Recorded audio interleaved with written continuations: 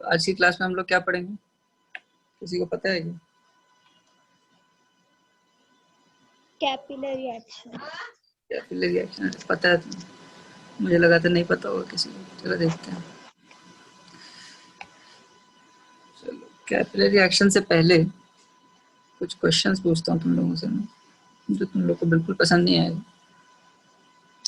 कभी कोई दिया देखा है? हाँ। दिया तो सबने देखा है। उसमें एक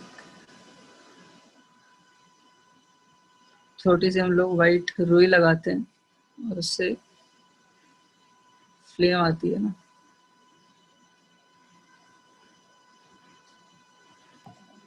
अभी जो वाइट रुई रहती है ये तो तेल से बाहर रहती है, यहाँ पे अंदर तेल भरा होता है ना? और ये इससे कनेक्टेड होती है रुई। तो ये तेल रुई के एंड तक कैसे पहुंचता है? और आग लगी होती है यहाँ पर। तो ये जो तेल है ये रुई के एंड तक कैसे पहुंचता है? ये तो देखा होगा ना, पूरा का पूरा तेल यूज हो जाता है रात भर रखते हो अगर दिए। रुई एब्जॉर्ब ऊपर कर लेता है। एब्जॉर्ब कर देती है। एब्जॉर्ब कर लेता है? कैसे एब्जॉर्ब कर लेता है? अच्छा कपड़े होते हैं वो पानी कैसे एब्जॉर्ब कर लेते हैं?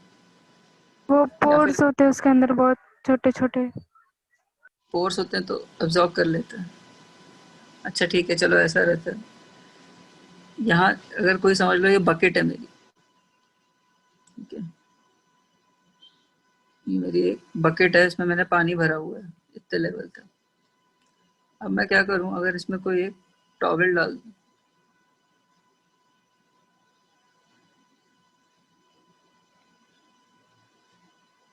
समझ लो ये एक टॉवेल है, लग नहीं रहा होगा। अब अगर इसको टॉवेल को जस्ट मैं टच करूं पानी से, तो थोड़ी देर बाद देखोगे ये पानी पूरी टॉवेल भीग जाती है। हाँ भैया, बिस्किट में भी होता है। बिस्किट में तो जहां तक करते होता है, थोड़ा सा और ऊपर हो जाता है, बिस्किट में भी होता है।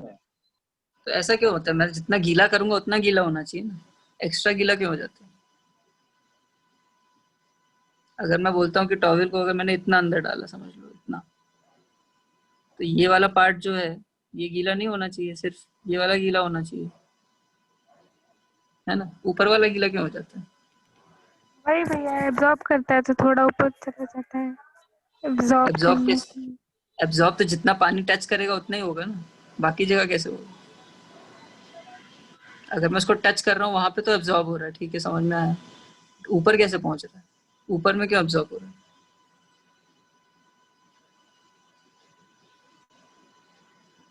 पानी ऊपर थोड़ी जाएगा।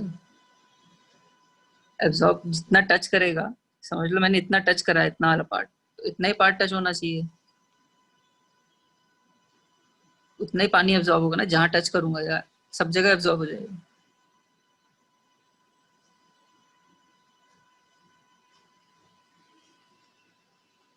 अच्छा ये कभी सोचा है, जो पेड़ होते हैं,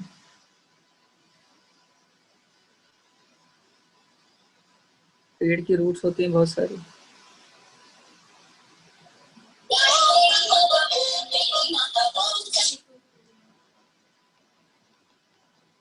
बहुत सारे रूट्स होते हैं, और इसकी लीव्स जो होती हैं वो यहाँ होती हैं।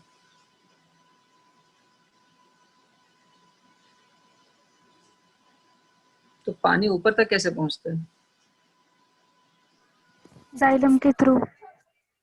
किसके through? Tissue, xylem tissue. Xylem के थ्रू। पर जाइलम के थ्रू ऊपर कैसे जाता है?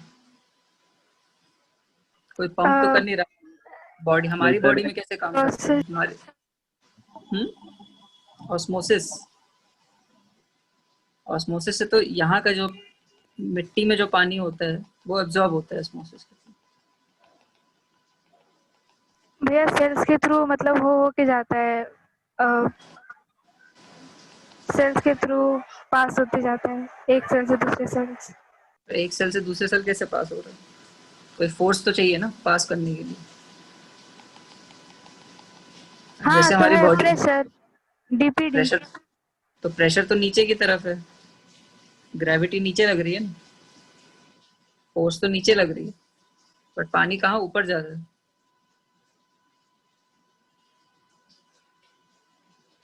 अगर फोर्स नीचे लग रही है, पानी तो नीचे जाना चाहिए।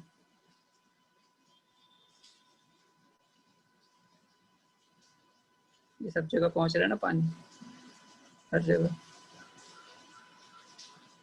तो फोर्स के अगेंस्ट एक्ट कर रहा है पानी। ग्रेविटेशनल फोर्स नीचे लग रही है, लेकिन तब भी पानी ऊपर जा रहा है। अब इन तीन चीजों को, ये क्यों होता है, ये जो एब्जॉर्प्शन जो होता है, ये सिर्फ एब्जॉर्प्शन उसमें ही होता है जहां तक कनेक्टेड हो बॉडी, उसके बाद एब्जॉर्प्शन नहीं बोलते हैं उसको। ठीक है, इन तीन चीजों को क्या कनेक्ट करता है, इतना तो गैस कर ही लिया होगा अभी तो। क्या कनेक्ट करता है इन तीन चीजों को? रजनी ने कुछ बोला था ना, चलो ठीक, मैं बता रहा कैपिलरी एक्शन। हूँ। कैपिलरी एक्शन क्या होता है? कैपिलरी एक्शन कैपिलरी मतलब एकदम पतला सा, अपने पतली सी बॉडी ट्यूब में है, तो रहता है। हाँ ट्यूब, पतली सी ट्यूब। बहुत पतली सी ट्यूब। कैपिलरी का मतलब है एक, नॉर्मली जो हम लोग कैपिलरी बोलते हैं तो उसका मतलब होता है थिन या स्लिम ट्यूब,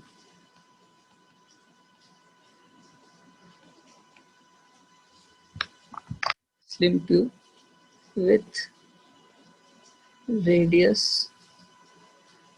ऑलमोस्ट 1 mm या उससे भी कम। नॉर्मली उसको हम लोग कैपिलरी ट्यूब बोलते हैं, जो तुम अपने केमिस्ट्री के लैब में देख सकते हो, पतली पतली सी होती है ना ट्यूब्स, हाँ कैपिलरी देखा ट्यूब्स, है भैया, देखा है ना। यूज तो भी उनका किया है, रेडियस बायो बहुत के ही लैब में भी था। हम्म बायो क्या के था? लैब में भी था। बायो के लैब में भी था, तो बायो के लैब में ज्यादा काम आती है केमिस्ट्री, केमिकल लैब में से ज्यादा। तो क्या होता है जब कैपिलरी ट्यूब होती है, और अगर मैं क्या करूं, एक कैपिलरी ट्यूब लूं और समझ लो इसमें पानी भरा हुआ है, पानी या कोई भी लिक्विड हो सकता है, अभी मैंने पानी मान लिया। अब अगर इसमें मैं कैपिलरी ट्यूब डालूं, ये बहुत मोटी लग रही है बट इसका रेडियस कम ही है, मतलब 1 mm। 1 mm की अगर मैं कैपिलरी ट्यूब डालूं तो क्या होता है,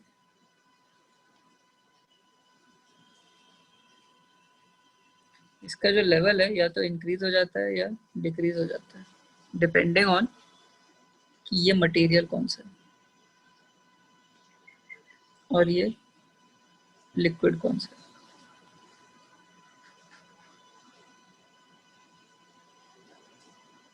अब ऐसा क्यों होता है? हमने कुछ इससे पहले कॉन्सेप्ट पढ़े थे कुछ। हाँ भैया। क्या होता है जब, समझ लो ये ग्लास है, ये मेरा जो, ये मेरा ग्लास है और ये मेरा वाटर है।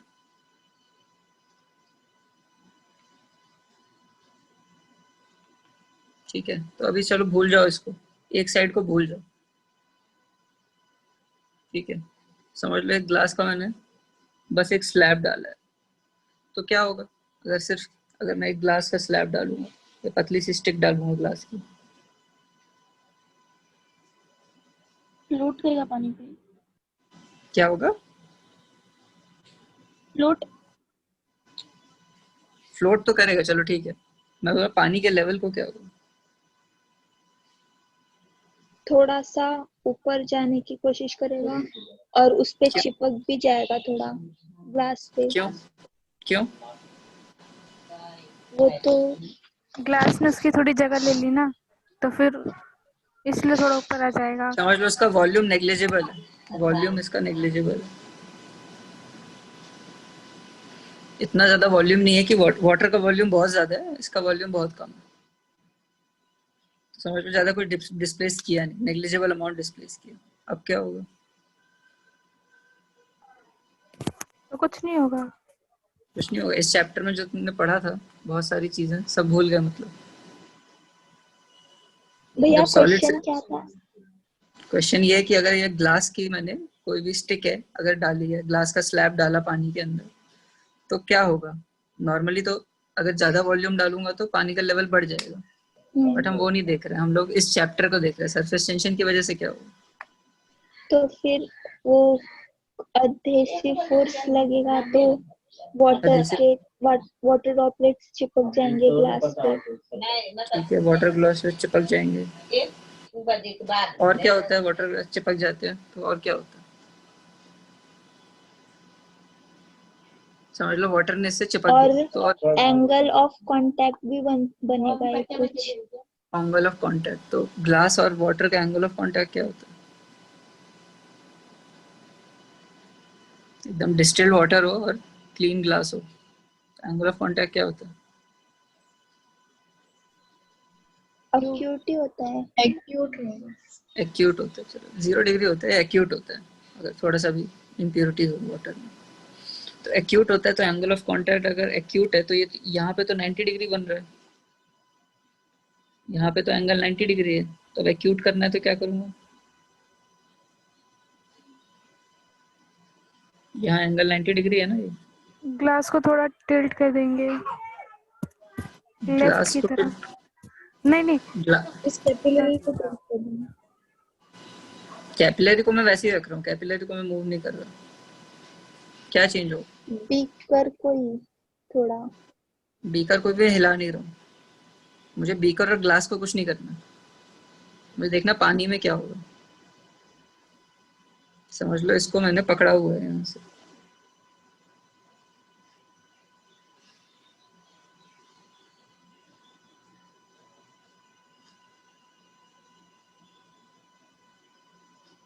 और बीकर रखा हुआ है, तो बीकर भी नहीं हिल रहा, ग्लास भी नहीं हिल रहा, अब क्या होगा।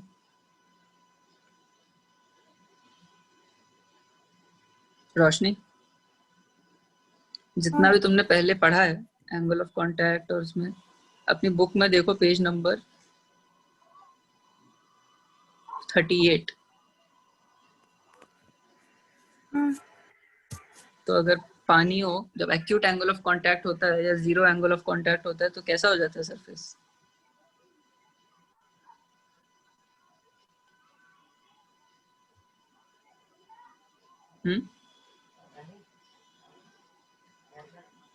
इस पॉइंट पे क्या होता है, यहाँ पे क्या होता है,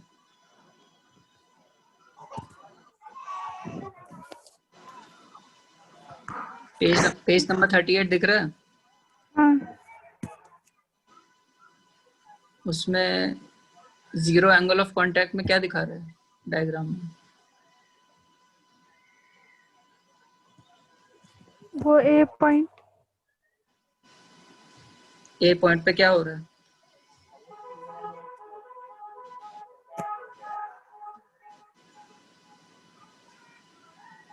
ए पॉइंट पे क्या हो रहा है,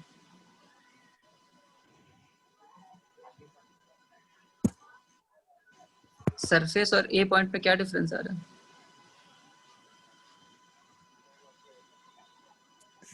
हाँ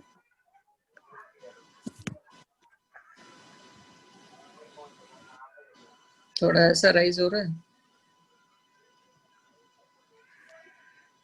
हाँ। ऐसा बन रहा है, क्यों, क्योंकि एंगल ऑफ कांटेक्ट एक्यूट बनाने के लिए, तो पानी उससे क्या हो रहा है, ग्लास से चिपक जा रहा है। यहाँ पे थोड़ा सा इसका देखोगे वाटर लेवल साइड में बढ़ गया, तो अगर मैं नॉर्मली जब कैपिलरी ट्यूब डालूंगा तो क्या होगा, अगर इसका बहुत रेडियस कम है तो क्या होगा, अब ये दोनों साइड से अट्रैक्ट होगा,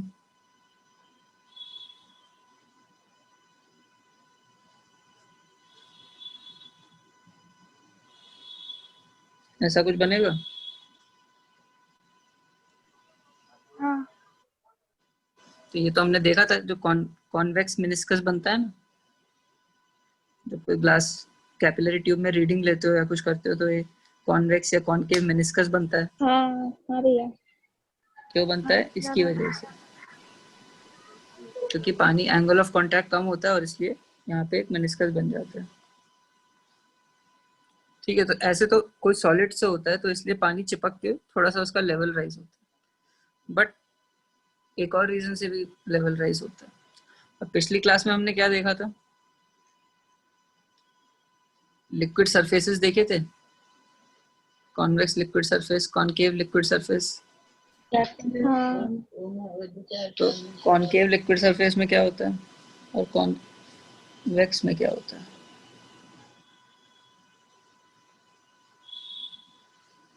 हाँ दीपक, कॉनकेव लिक्विड सरफेस में क्या होता है? कॉनकेव लिक्विड सरफेस में भैया पानी पानी बीच में से ऐसा कॉनकेव के जैसा हो जाता है। कॉनकेव ऐसा होता है कि ऐसा होता है? कॉनकेव ऊपर वाला होता है, कॉन्वेक्स हो जाता है। कौन सा वाला है कॉनकेव, ऊपर वाला है नीचे वाला? नीचे वाला। नीचे वाला। तो पानी का सरफेस ऐसा हो जाता है, और कॉन्वेक्स में क्या हो जाएगा, ऐसा हो जाएगा। तरीके से हो जाता है। ऐसा कॉन्वेक्स सरफेस। तो जब ये कॉनकेव सरफेस बनता है तो मैं अगर दो पॉइंट्स लूं, ये बी पॉइंट और ए पॉइंट, तो किस पॉइंट पे ज्यादा प्रेशर रहेगा?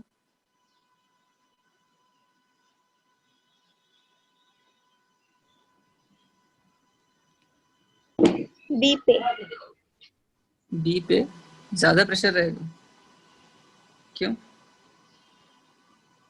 क्योंकि भैया उस पे मतलब ए का भी फोर्स लग रहा है और एटमॉस्फेयर का भी।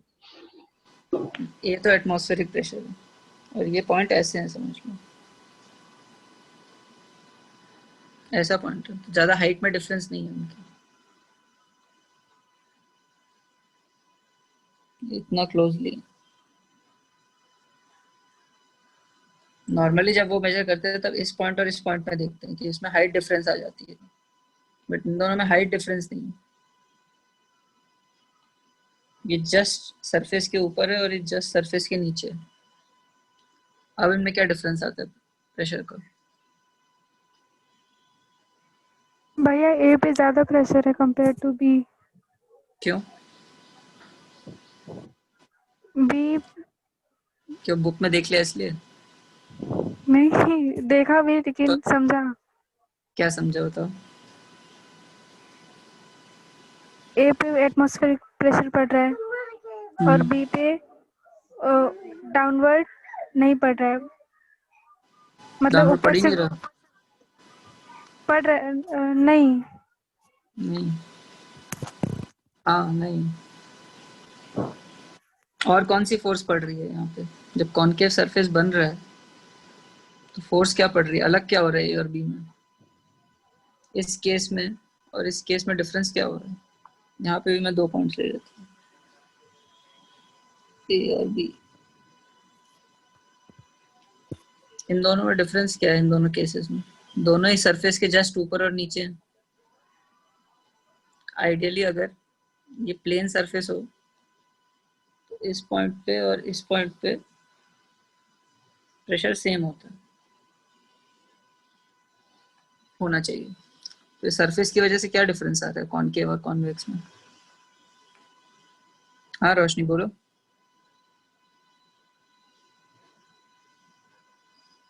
भैया कॉन्वेक्स में जो टेंशन है वो प्रेशर मतलब वो डाउनवर्ड में है कॉन्वेक्स में, और कॉनकेव में उसका ऑपोजिट है। तो यहाँ पे सरफेस टेंशन इस डायरेक्शन में लग रही है, टेंजेंट, तो उसका एक कंपोनेंट नीचे की तरफ लग रहा है और यहाँ पे एक कंपोनेंट ऊपर की तरफ लग रहा है। तो जिस ए पे अब या बी पे सरफेस टेंशन तो बी पे लगेगी ना, ए पे कोई फोर्स नहीं लग रही है, ए तो हवा में, बट बी सरफेस पे। तो बी पे क्या लग रहा है, सरफेस टेंशन ऊपर की तरफ लग रही है, तो प्रेशर कम होगा कि ज्यादा होगा?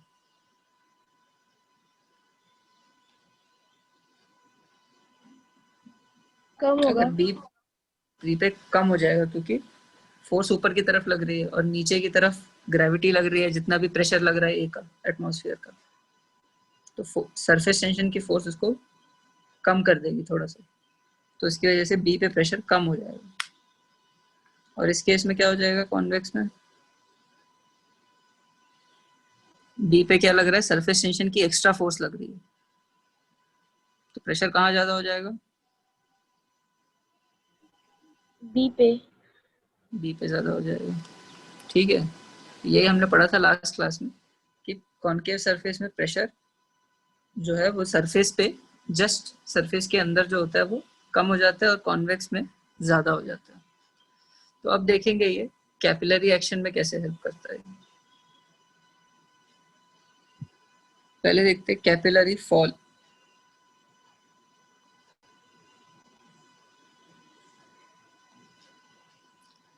अब मैं एक अगेन वो कंटेनर लेता हूँ, ठीक है। अब मैंने क्या डाला, इसके अंदर मैंने मर्क्यूरी डाल दी और इसके अंदर एक और मैंने कैपिलरी ट्यूब डाल दी।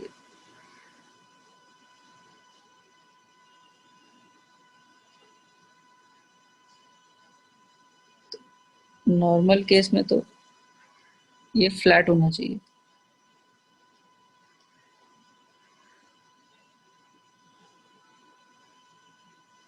अगर एंगल ऑफ कांटेक्ट 90 डिग्री होता तो ये फ्लैट होता है ना, बट मर्क्यूरी और इसका 90 डिग्री तो होता नहीं है।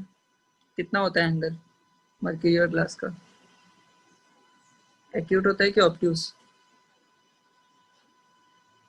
ऑब्ट्यूस। ऑब्ट्यूस होता है। तो इसलिए ये जब क्या बनाते हैं, कैंसर सरफेस बनाता है ये, कॉनकेव की कॉन्वेक्स, कॉन्वेक्स। कॉन्वेक्स सरफेस बना रहे हैं, है ना। कॉनकेव ऐसा होता है और कॉन्वेक्स ऐसा होता है, तो ये बनाता है कॉन्वेक्स सरफेस। तो समझ लो ये इसने यहाँ पे कैपिलरी के अंदर एक ऐसा कॉन्वेक्स सरफेस बनाया, और बाकी बीकर में भी ये कॉन्वेक्स सरफेस बनाता है बट काफी फ्लैट होता है, समझ लो। इसको मैं बनाऊं रियलिस्टिकली तो थोड़ा सा ऐसा इतना ऑब्जर्वेबल नहीं होता।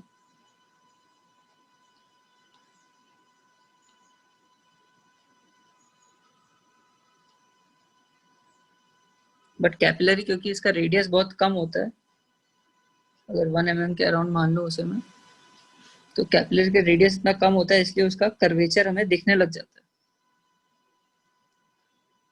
है ना। बाकी का क्योंकि इतना बड़ा एरिया होता है बीकर का, उसमें हमें कॉन्वेक्स वो दिखता नहीं है क्लियरली, ऑलमोस्ट फ्लैट लगता है, बट इसमें हमें कर्वेचर दिखने लग जाता है। और फिर से मैं 2 पॉइंट्स कंसिडर करता हूँ, या इसमें एक्चुअली 4 पॉइंट्स कंसिडर करता हूँ।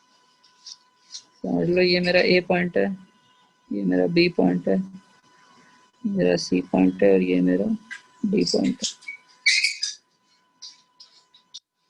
अब कुछ चीजें देखते हैं।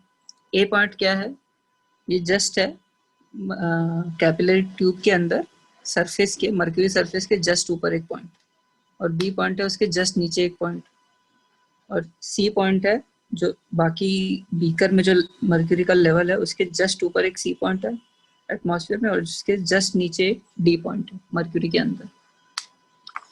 तो अब अगर एटमॉस्फेरिक प्रेशर है यहाँ पर हर जगह, ये पूरी एयर है हमारी, यहाँ पे एटमॉस्फेरिक प्रेशर है जो उसको हम लोग कांस्टेंट मान सकते हैं। तो अब मैं पीए और पीसी के प्रेशर को क्या बोल सकता हूँ, क्या रिलेशन रहेगा इनमें, इक्वल। ये दोनों इक्वल हो जाएंगे, क्यों, क्योंकि दोनों एटमॉस्फेरिक प्रेशर के एटमॉस्फेयर इक्वल। में। अब सी और डी के प्रेशर को क्या बोल सकता हूँ,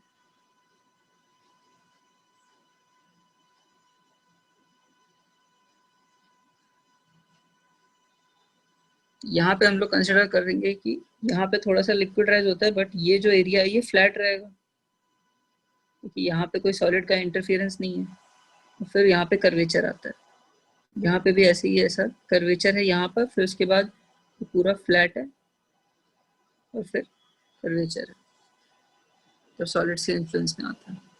तो अगर कोई फ्लैट सरफेस पे मैं 2 पॉइंट्स ले रहा हूँ, जस्ट अंदर और जस्ट बाहर, तो उनके प्रेशर में क्या होगा रिलेशन?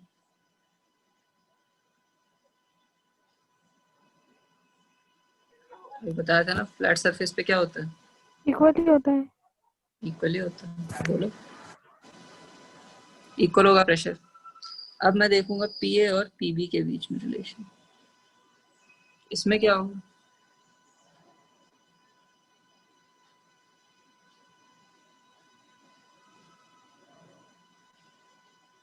अभी दिखा था ना हमने, दीपक। वो कॉन्वेक्स वाला भैया। कॉन्वेक्स वाला सरफेस, हाँ, तो कॉन्वेक्स में क्या होता है? ऊपर ज्यादा होता है प्रेशर कि नीचे ज्यादा होता है प्रेशर? ऊपर। ऊपर ज्यादा होता है प्रेशर कॉन्वेक्स में। फिर से देखो सरफेस टेंशन कहाँ लग रही है? नहीं, कॉन्वेक्स में नीचे ज्यादा रहता है। नीचे होता है भैया। सरफेस टेंशन और इधर लग रही है, सरफेस टेंशन का कंपोनेंट इधर लगेगा, तो जहाँ फोर्स ज्यादा लगेगी उस डायरेक्शन में प्रेशर लगेगा।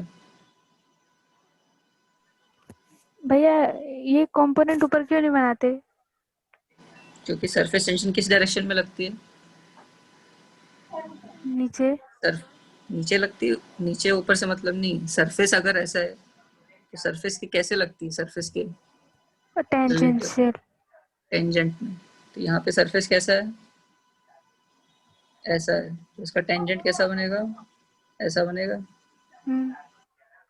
इसलिए इस डायरेक्शन में बनता है सरफेस टेंशन, तो उसका एक कंपोनेंट नीचे रहेगा, एक कंपोनेंट इस डायरेक्शन में रहेगा। ठीक है, तो सरफेस टेंशन ऊपर या नीचे नहीं लगता है, सरफेस टेंशन सरफेस के टेंजेंट लगता है। अब क्योंकि इसका सरफेस ऐसा है, इसलिए हमें यहाँ पे सरफेस टेंशन इस डायरेक्शन में लगेगा। अगर सरफेस फ्लैट होगा तो क्या होगा?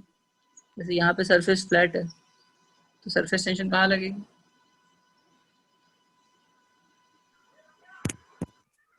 उसी के बराबर टेंजेंट बना के। टेंजेंट में ऐसा, तो ना इसका ऊपर कंपोनेंट है ना इसका नीचे कंपोनेंट है, तो इसलिए जब ये सी और डी पे देखता हूँ तो क्या होता है, दोनों का प्रेशर सेम निकलता है, क्योंकि सरफेस टेंशन का कोई कंपोनेंट लग नहीं रहा।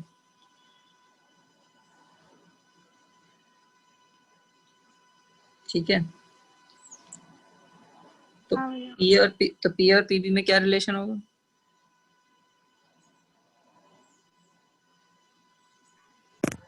ये इज लेस देन पीबी। ये इज लेस देन पीबी।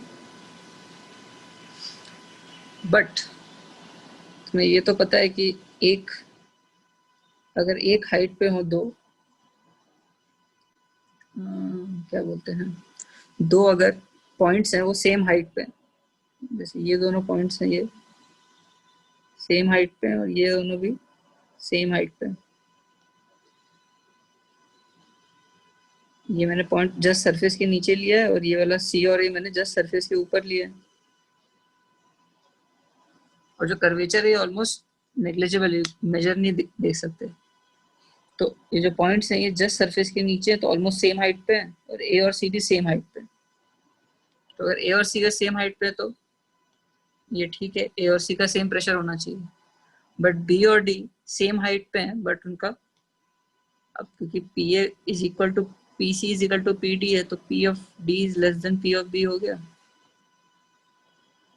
तो ये सेम हाइट पे हैं बट इनमें प्रेशर डिफरेंस आ रहा है, ऐसा तो हो नहीं सकता।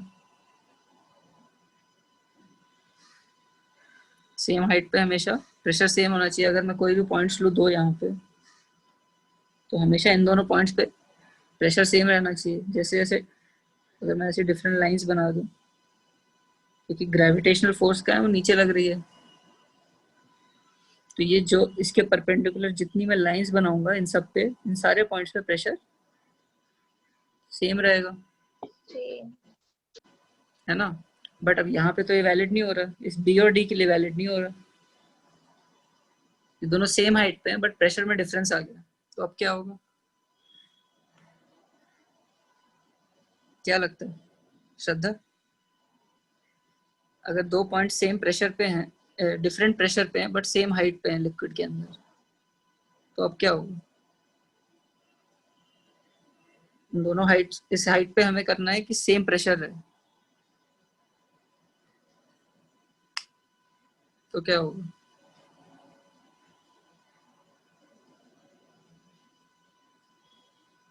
तो पॉइंट शिफ्ट करेंगे। पॉइंट शिफ्ट करेंगे, बट पॉइंट कैसे शिफ्ट करेंगे, पॉइंट तो शिफ्ट हो नहीं सकता ना, पॉइंट तो बस पार्टिकल है, हाँ, तो कैसे शिफ्ट करेंगे उस पॉइंट को या पार्टिकल को, तो करेंगे। किधर शिफ्ट ये करें, क्या, चलो बी को, बी पॉइंट को अगर मुझे शिफ्ट करना है तो किधर शिफ्ट करूँ, डी को शिफ्ट करना है तो बी को मुझे शिफ्ट डी करना के है, हाइट में।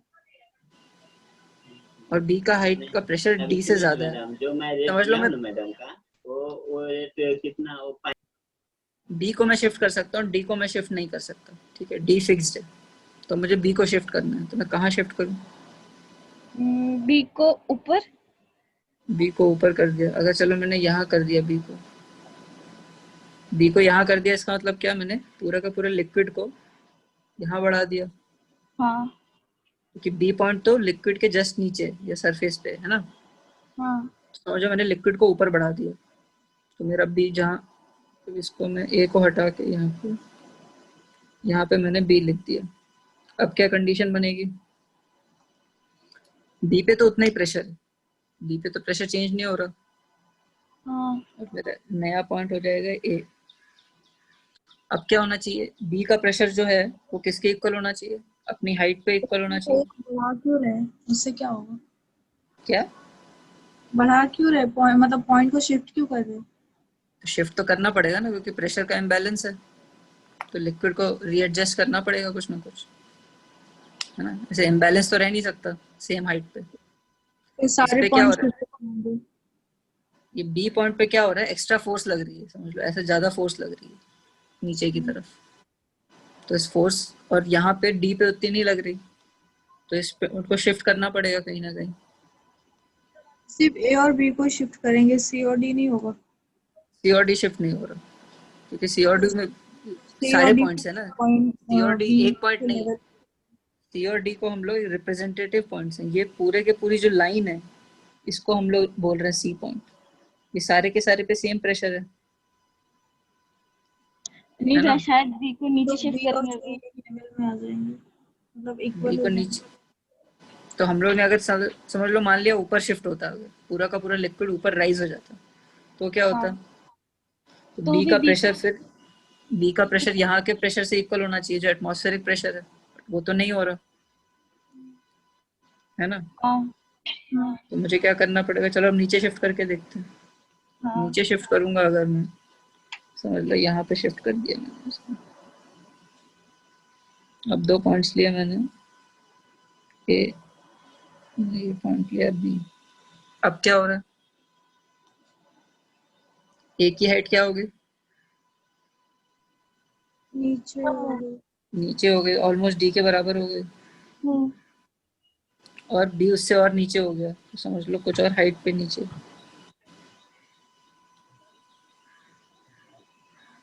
अब मैच कर सकता है, हम्म, अब डी से अगर ये नीचे मैंने एक और पॉइंट लिया, समझ लो ई, तो प्रेशर अगर ई डी से नीचे है तो pressure of E will be greater than pressure of D,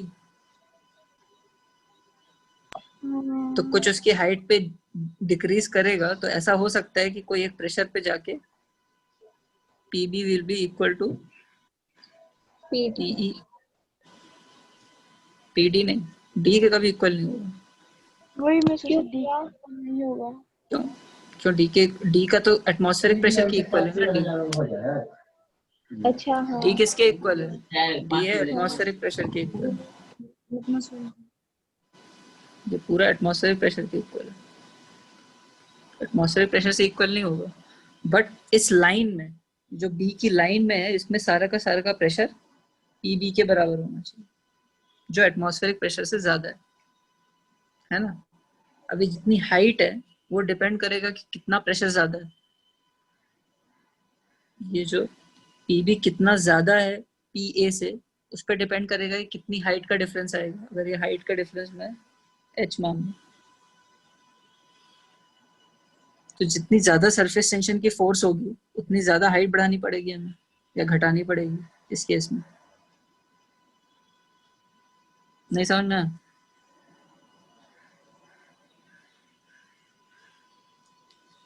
इसको अगर और तरीके से समझना है कि ये जो हमारा इनिशियल पॉइंट बी था,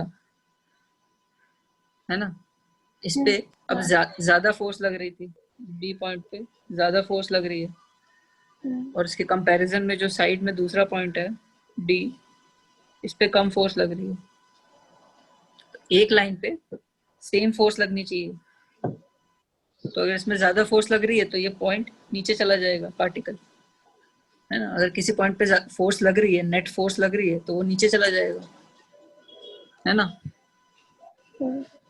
हाँ ज्यादा फोर्स लग रही है तो नीचे जा रहा है, और फिर नीचे यहाँ पे जाके इसका प्रेशर किसी दूसरे पॉइंट के साथ इतनी हाइट पे इक्वल हो जा रहा है, कुछ एक हाइट एच पे। ठीक है, तो ये कितना हाइट एच से नीचे जाएगा ये लिक्विड, वो डिपेंड करेगा कि कितनी ज्यादा सरफेस टेंशन है और कौन सा लिक्विड है, कितना एंगल ऑफ कांटेक्ट है। ठीक है, एंगल ऑफ कांटेक्ट पे डिपेंड करेगा कितना सरफेस टेंशन है और कितने डायरेक्शन में फोर्स लग रही है ना। समझ में आ रहा है थोड़ा? तो मर्क्यूरी के केस में तो ये होता है कि अगर कोई मैं कैपिलरी ट्यूब डालूंगा तो क्या होगा, वो नीचे चला जाएगा उसके अंदर का लिक्विड। अगर मेरे ये मैंने एक कैपिलरी ट्यूब डाली इसके अंदर, इसका जो रहेगा लेवल वो कम रहेगा कैपिलरी के अंदर कंपेयर टू उसका बाहर का साइड का जो लेवल है। ठीक है, थोड़ा सा काउंटर इंट्यूटिव लग रहा है, कभी घर पे ट्राई नहीं किया होगा ये, मर्क्यूरी तो मिलती नहीं है। अब देखते हैं पानी के केस में क्या होगा।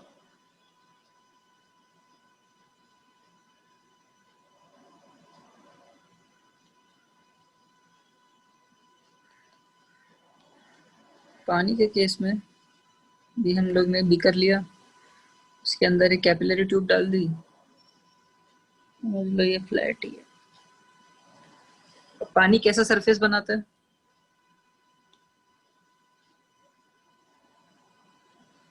श्रद्धा? पानी हम्म, कॉनकेव। कॉनकेव। कॉनकेव मतलब ऐसा। ठीक है, अब इसमें हाँ प्रेशर का मैं फिर से देखूंगा 4 पॉइंट्स। ये मेरा सी है, ये मेरा डी है, ये मेरा ए है, ये मेरा बी है। ठीक है, अब अगेन मैं बोल सकता हूँ P A is equal to P C is equal to P D. ये तो हमेशा वैलिड रहेगा, है ना। और पी ए और पी बी में क्या रिलेशन है?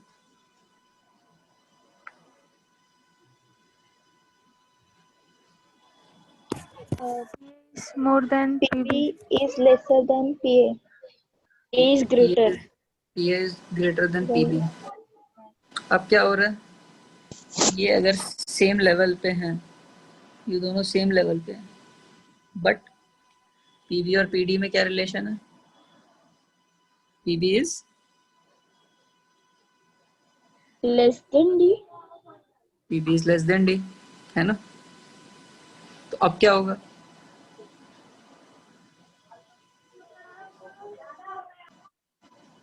अब क्या करना पड़ेगा, कैपिलरी के अंदर क्या होगा? बी पॉइंट को ऊपर लेके जाना। अभी बी पॉइंट पे ऊपर ले जाना पड़ेगा। क्यों? क्योंकि इसकी वजह से यहाँ पे अब ऊपर के डायरेक्शन में ज्यादा फोर्स लग रही है, जो हमारा सरफेस टेंशन है उसकी वजह से इस डायरेक्शन में फोर्स लग रही है। ऐसे ही समझ सकते हो कि उस डायरेक्शन में फोर्स लग रही है पार्टिकल पे, तो वो उस डायरेक्शन में जाएगा, है ना।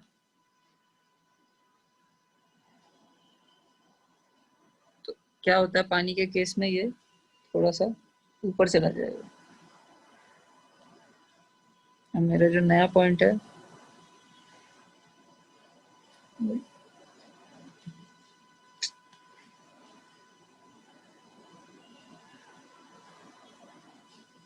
ये पॉइंट मेरा नया हो जाएगा।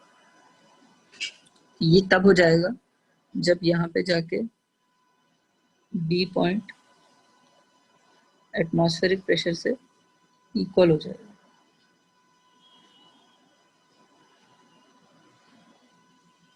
जहाँ पे जाके ये बी एटमॉस्फेरिक प्रेशर से इक्वल हो जाएगा, उसके लेवल पे वहां पे जाके वो प्रेशर उतनी हाइट पे वो राइज करेगा, उतनी उसकी हाइट रेज होगी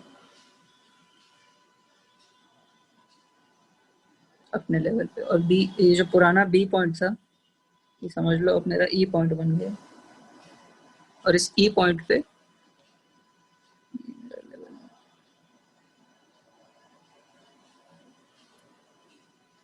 इस ई पॉइंट पे कुछ एक हाइट डिफरेंस आ गया है मेरा इस बी पॉइंट से, तो PE is equal to PD जब तक हो जाएगा तब तक वो राइज करता रहेगा। और PE क्योंकि एक डेप्थ पर है तो उस पर ज्यादा प्रेशर लग रहा है, क्योंकि ज्यादा वाटर का वेट लग रहा है। जितना यहाँ पे वाटर है उसका वेट लग रहा है PE पे, तो उसका प्रेशर ज्यादा हो जाएगा। कुछ हाइट पे राइज कर जाता है वाटर, ठीक है। तो क्या होता है, जब भी कोई पतली सी ट्यूब लूंगा मैं, तो पानी क्या करेगा उस पे, अपने आप राइज करता है, ठीक है। भैया तो राइज अगर, करेगा तो भी पॉइंट ए पे ज्यादा प्रेशर रहेगा ना as compare to be.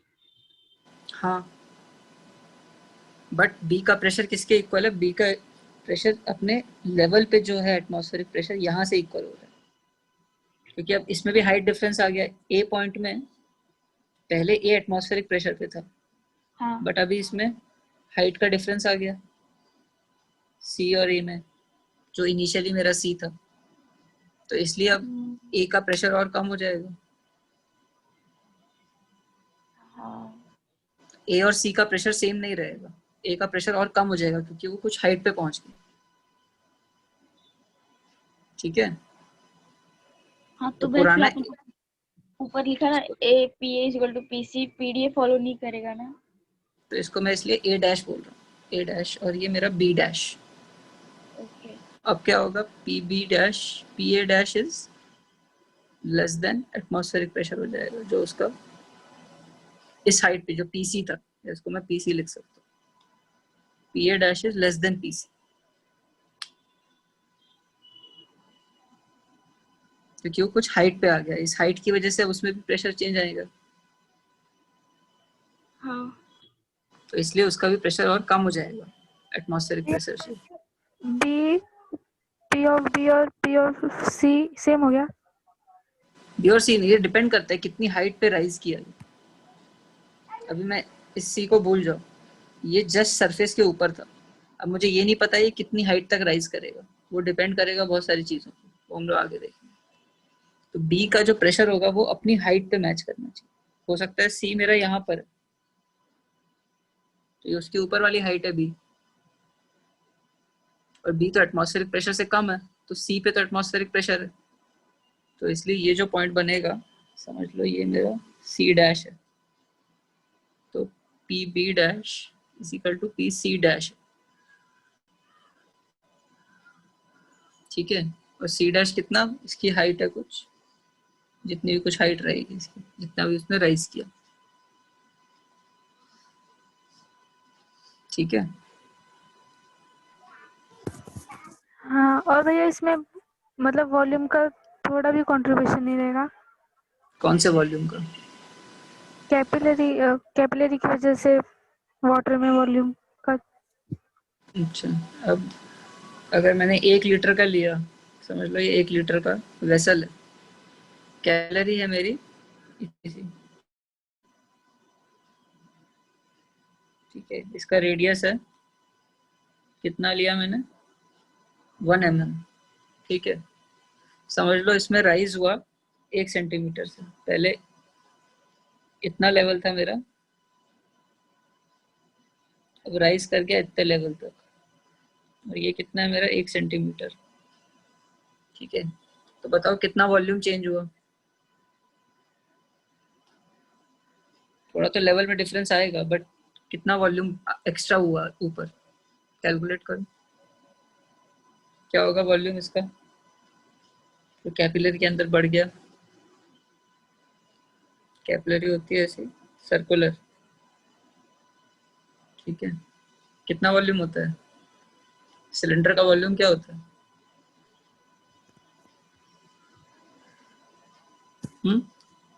Cylinder का वॉल्यूम क्या होता है? 2πRH। 2πRH वॉल्यूम होता है इसका। πr² होगा। स्क्वायर होगा। तो देख लो पहले कि 3 टर्म्स आने चाहिए ना, रेडियस, हाइट और उसका डायमेंशन ही चेक कर लिया करो। L3 होना चाहिए।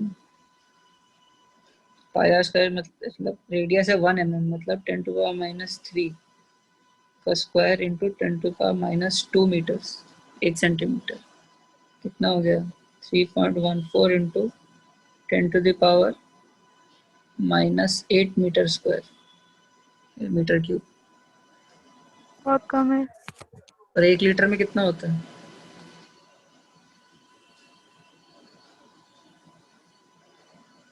1 लीटर में कितना होता है? 1 लीटर कितने मीटर क्यूब होता है, किसी को नहीं पता?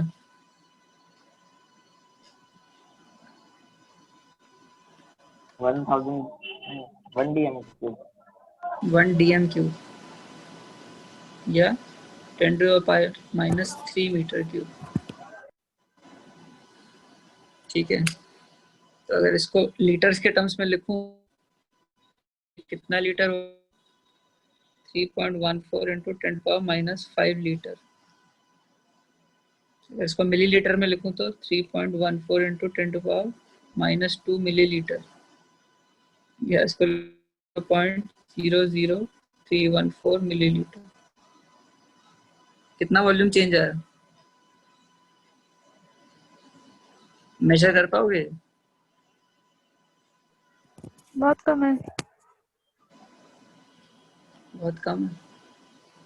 तो इतना, इससे कुछ इसके सरफेस में चेंज आएगा? 0.0314 ml का अगर वॉल्यूम चेंज किया तो 1 लीटर के वेसल में कुछ डिफरेंस दिखेगा? नहीं नहीं। दिखेगा ना। तो इसलिए इसमें बाकी के सरफेस में कोई फर्क नहीं पड़ता, क्योंकि इसके अंदर जो वॉल्यूम आ रहा है वो बहुत कम होता है। अगर 1 सेंटीमीटर का राइज भी आ रहा है उसके ऊपर, तब भी हमें कोई डिफरेंस नहीं दिख रहा। अगर मैं 10 सेंटीमीटर राइज भी करती तो कितना हो जाएगा? 0.314 ml। इससे भी कोई 1 ml भी नहीं है ये, अगर इसमें 10 सेंटीमीटर आ रहा है राइज। तो इसलिए कैपिलरी के अंदर जो राइज हो रहा है उसकी वजह से ये जो सरफेस होता है इसमें कोई ज़्यादा चेंज नहीं आ पाता, ये ऑलमोस्ट सेम रहेगा, मे बी थोड़ा सा कम होगा बट वो नोटिसेबल नहीं होगा, ठीक है। तो अब तो हमने देख लिया कि जब भी कैपिलरी होती है तो उसके अंदर पानी राइज करता है, क्योंकि उसमें सरफेस टेंशन की वजह से जो कॉन्केव सरफेस बन रहा है वाटर का, उसकी वजह से सरफेस टेंशन उसको ऊपर खींचता है। तो बेसिकली सरफेस टेंशन की वजह से पानी ऊपर जाता है, और इस फिनोमिनन को हम लोग कैपिलरी एक्शन बोलते हैं, ठीक है। तो जो पानी तुम्हारे लीव्स तक पहुंचता है उसके लिए सरफेस टेंशन को थैंक यू। सरफेस टेंशन नहीं होता तो पानी लीव्स तक नहीं पहुंचता। फिर ट्रीज का भी कुछ ना कुछ हार्ट होना पड़ता है, जैसे हमारा हार्ट पहुंचाता है ना हर पार्ट में ब्लड, वैसे ट्रीज को भी एक हार्ट होता है जो पंप करता है हर जगह उसके पानी। अब हमें देखना है कि कितना ये राइज करेगा या कितना झुकेगा पानी, अगर मर्क्यूरी में कितना नीचे जाएगा, या पानी अगर कोई कैपिलरी ट्यूब में है तो वो कितना राइज करेगा। तो इसके 2 मेथड्स हैं। मेथड 1 देखते हैं, टू मेजर द राइज और फॉल। अब हम लोग ये देख सकते हैं कि हमने क्या देखा था कॉनकेव सरफेस में, तो स्फेरिकल बबल में प्रेशर डिफरेंस कितना होता है, हमने मेजर किया था। हाँ 40/R। PI minus P0। Drop में कितना होता है? 2T/R। 2T/R। अब इतना ही जो प्रेशर है उतना ही प्रेशर डिफरेंस आ रहा है, ये जो हाइट जितनी बढ़ रही है उतना ही प्रेशर डिफरेंस क्रिएट करना चाहिए। इसका मतलब कि जो डिफरेंस इन हाइट की वजह से जो प्रेशर आ रहा है, मतलब ये मेरा कैपिलरी ट्यूब है और ये मेरा इनिशियल से हाइट है कुछ h, ठीक है। तो जितना प्रेशर का डिफरेंस क्रिएट कर रहा है हाइट, इस पॉइंट से इस पॉइंट में जो प्रेशर का डिफरेंस आ रहा है उसकी वजह से जो लिक्विड में डेंसिटी की वजह से प्रेशर डिफरेंस है उतना इक्वल होना चाहिए। मतलब इस पॉइंट और इस पॉइंट में कितना प्रेशर डिफरेंस होगा अगर इनमें हाइट h है, इसकी डेंसिटी अगर रो है, लिक्विड की डेंसिटी रो और हाइट h है, तो इन दोनों पॉइंट्स के बीच में डिफरेंस कितना होगा प्रेशर का?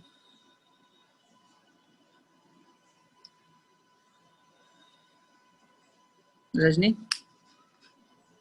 रो जी एच। रो जी एच होगा। और यही प्रेशर डिफरेंस किसके इक्वल है? कितना प्रेशर आया है डिफरेंस बिटवीन कॉनकेव सरफेस के ऊपर या नीचे, तो एक हो जाएगा कितना? 2T/r। तो यहाँ से मुझे हाइट पता चल जाएगी। हाँ। यहाँ पे h इज इक्वल टू क्या? 2T/ρg into r। बट यहाँ पे r क्या है वो ये देखना पड़ेगा, ठीक है। ये मेरा सरफेस है, ऐसा ऐसा मेरा सरफेस है सर। अगर इसको मैं पूरा बनाऊँ तो कुछ ऐसा सर्कल बनेगा मेरा, है ना। तो इसका रेडियस कहाँ होगा? कहीं यहाँ कहीं होगा r। ये इसका कैपिटल R है। बट मुझे किसका रेडियस पता है?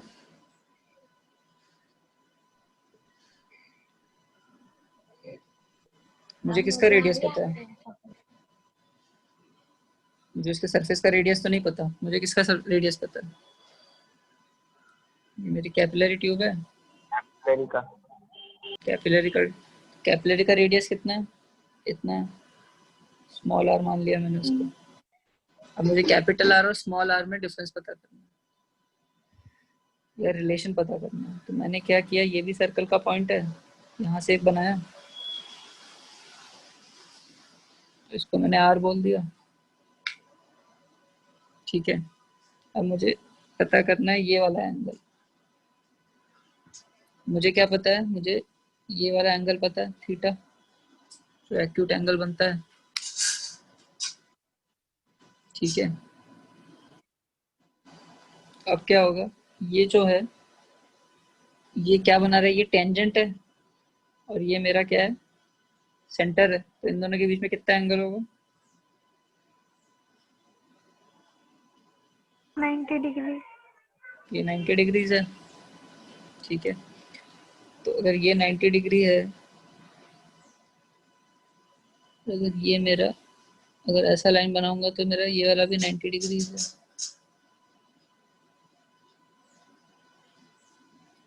तो मुझे पता है ये वाला एंगल थीटा है, तो ये वाला एंगल हो जाएगा कितना? 90 माइनस थीटा। हो रहा है? हाँ। तो फिर अगर ये वाला एंगल मेरा 90 माइनस थीटा है, तो ये वाला एंगल कितना हो जाएगा? ये अगेन 90 डिग्री है। इसको थोड़ा सा और बड़ा करके जरा,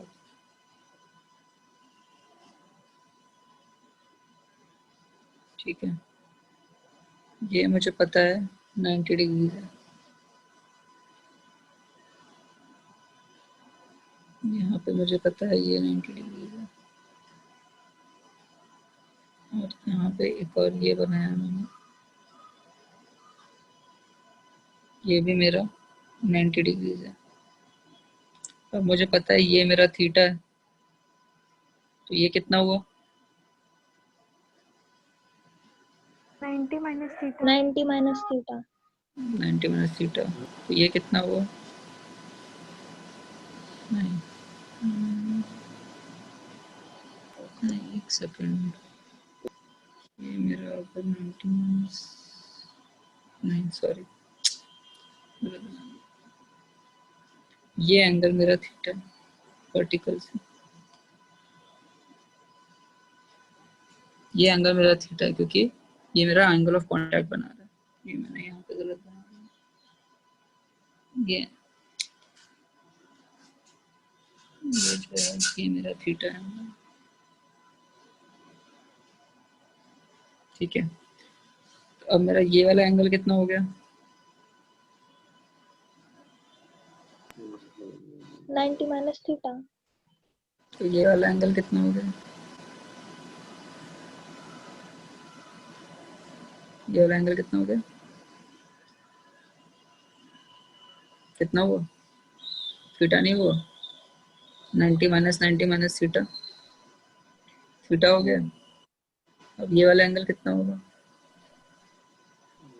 फिर से 90 माइनस थीटा। वो भी फिर से 90 माइनस थीटा। अब ये एंगल कितना हो जाएगा? थीटा। ये अगेन थीटा हो जाएगा। अब क्या बचा है मेरे पास? ये वाला मुझे पता है आर है, ये, और ये मुझे पता है स्मॉल आर है। अब क्या हो जाएगा? आर कॉस थीटा क्या हो जाएगा? Small R. ये मेरा आर है, ये मेरा स्मॉल आर है, और ये एंगल मेरा theta. R cos theta small R हो जाएगा।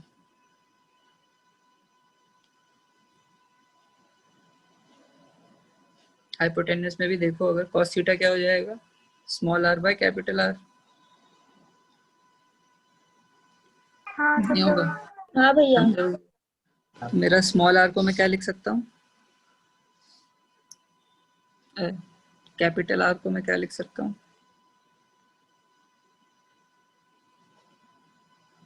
Are by R by cos. Cos. अब यहाँ पे रिप्लेस कर दूँ उसको, मेरा एच क्या हो जाएगा? 2t by rho g into small R by cos theta.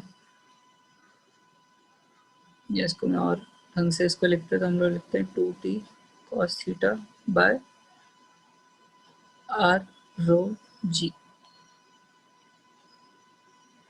ये मेरी राइज, जितना भी राइज कर रहा है या फॉल कर रहा है उसका मेरा फॉर्मूला निकल गया हाइट का, 2t cos theta by R rho g. ठीक है। अब एक दूसरा हाँ मेथड भैया। है, उसमें हम लोग फोर्सेस से निकालते हैं। मेथड 2, इसमें डिफरेंट फोर्सेस यूज करके निकालते हैं। तो अब इसको, ये तो हमने सिंपल वे से निकाल लिया। अब कौन कौन बचा है जिसको मैंने असाइनमेंट्स नहीं दिया था? सबसे पहला असाइनमेंट मैंने रोशनी को दिया था ना, समझाने वाला। श्रद्धा को। श्रद्धा को दिया था, हाँ। श्रद्धा को दिए थे भैया। चलो ठीक है, फिर इस बार अब रजनी तुम्हें एक्सप्लेन करना है नेक्स्ट क्लास में मेथड 2 फोर्सेस यूज करके। हाँ चलेगा। ठीक है। मेथड 1 तो समझ में आ गया ना, मेथड 2 फोर्सेस लगानी है डिफरेंट, और सेम फॉर्मूला निकालेंगे। ठीक, उससे निकालना। अब हम लोग एक क्वेश्चन कर लेते हैं। 10 मिनट है। क्वेश्चन एग्जांपल 2.7 दिख रहा है बुक का? हाँ भैया। दिख रहा है? दीप किस कौन बचे? ज्योति, हाँ पढ़ो। A capillary tube of radius 5 into 10 raised to minus 4 meter is immersed in a beaker filled with mercury. The mercury level inside the tube is found to be 8 into 10 raised to minus 3 meter below the level of reservoir. Determine the angle of contact between mercury and glass. Surface tension of mercury is 0.465 Newton per meter and its density is 13.6 into 10 raised to 3 kg per meter cube. Gravity 9.8 meter per second. सब कुछ दिया हुआ है, क्या करना है हमें? Theta निकालना है। फॉर्मूला क्या है हमारा? फॉर्मूला क्या था? T is equal to H H R ये वाला रो फार्मूला जी। तो बताया नहीं मैंने कौन सा फार्मूला बताया? अभी जो आप R बताए वो आर हम्म वाला। R H rho G by 2 cos theta. R क्या is था? equal to R is equal to 2t cos theta upon R rho row H. R is equal to 2t cos theta upon R. H is equal to 2t cos theta upon R rho g. Capital R था 2t H cos theta नहीं, is R. R cos theta आ गया तो small r हो गया। यहाँ से मैं लिख सकता हूँ t is equal to क्या, are H rho g upon 2 cos theta. Same he formula है बट डिफरेंट वे में लिखा हुआ है, ठीक है। बट यहाँ से मुझे क्या निकालना है? थीटा। थीटा। तो मैं क्या अलग क्या रखूँ और बाकी साइड में क्या रखूँ? कॉस थीटा अलग से, धर्मेंद्र। बाकी सब एक side. cos theta is equal to क्या हो जाएगा, R H rho g upon 2t। चल रहा है काम। रेडियस कितना है 5 into 10⁻⁴ into 8 into 10⁻³ into density कितनी है 13.6 इंटू 10⁻³ इंटू जी है मेरा 9.8 और टेंशन है मेरी 2 इंटू 0.465। ठीक है, तो यहाँ से cos थीटा निकलेगा और फिर हमारा थीटा निकल जाएगा।